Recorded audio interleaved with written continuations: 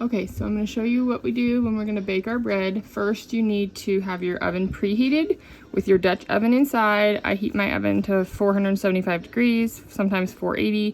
475 is fine.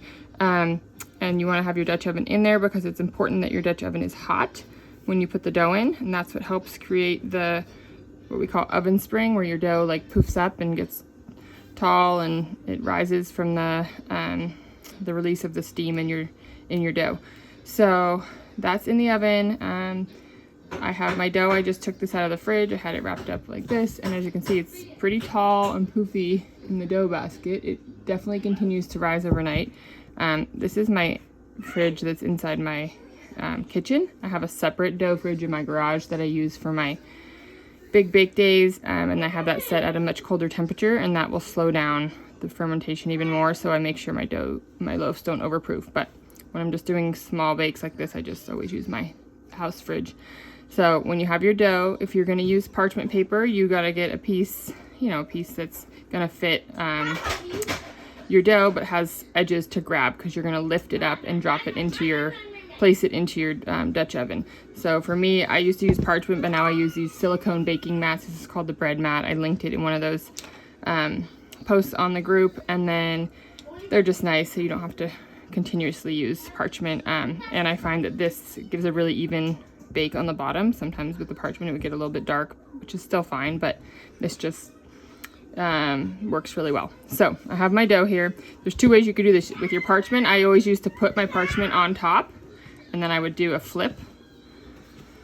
So I have my hand here, one hand on the bottom of the bread basket, one hand on top, and then I just flip it like this, put it on your counter, and then you can just lift your bread basket off, and then the tea towel, and there you go. So then when I go to lift this in the oven, the sling makes it really easy. So for scoring, you want to do that first, and then for scoring, if you want to have kind of a design that shows up, this is one thing you can do. You flour your loaf. You don't have to flour it, but this is if you want that kind of leaf design or wheat stalk, or you can do whatever you want for a decorative design. So you just kind of do an even coat, not too much, but enough to where it's going to give some contrast when you are scoring it. So for the decorative design, I'm not going to go into anything crazy. I'm just going to do a really simple one. This is the lam. It's called a lam. It's spelled like lame, but it's actually pronounced lam.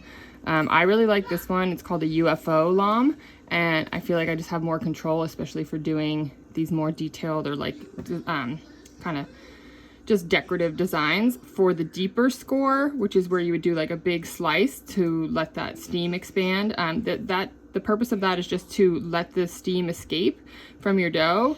If you don't do that, it's okay too. You can just leave it and put it in the oven, but it will break on its own to release, so it'll be way more of a rustic looking loaf. Some people like that, and it's totally fine. This just gives you that control. This will also create what we call an ear. So that flap that you're cutting, when that puffs up in the oven, you get your oven spring. That flap essentially will lift up if you've scored it properly and kind of create that crusty ear or ridge across the top of your dough, which is something that's sort of sought after in baking sourdough bread, but it really has no significance to overall quality of your bread. It's just sort of a decorative thing that people like to try to create. So I'll show you that in a second, but before you do the big score, or the expansion score is what that's called, we're going to just do a little decorative design. So these are going to be much shallower little slits. So you're going to take your razor. You don't have to have one like this. You can just use a regular razor. You just have to be very careful. And I'm going to do a small slit at the top, and then I'm just going to kind of go down. I'm not pushing in very much. I don't know how well you can see on this video, but just going to go down like this. I'm doing little short scores, and then I do another one usually. Sometimes I'll do a really shallow like line to kind of create that wheat stalk look.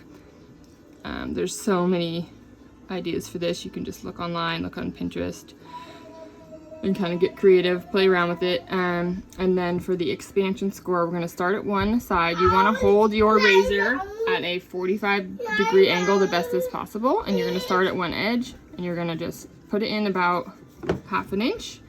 And sometimes I go over it twice just to make sure that it got in deep enough. And then you can see here that it's pretty deep score. There's a flap here I can lift up. That's what's going to open up and create that ear. And that's it. So then you would lift this up. If you have parchment, you're just gonna lift it by the sides. I'd put your oven, just be careful when you're putting it into your pot. You're gonna wanna just not touch the sides and burn yourself. That's another reason I love this sling, is because it doesn't let you burn yourself as easily. So that's how you score your bread. And then you're gonna bake it in your preheated oven 20 minutes with the lid on, and then another 10 to 15 minutes with the lid off.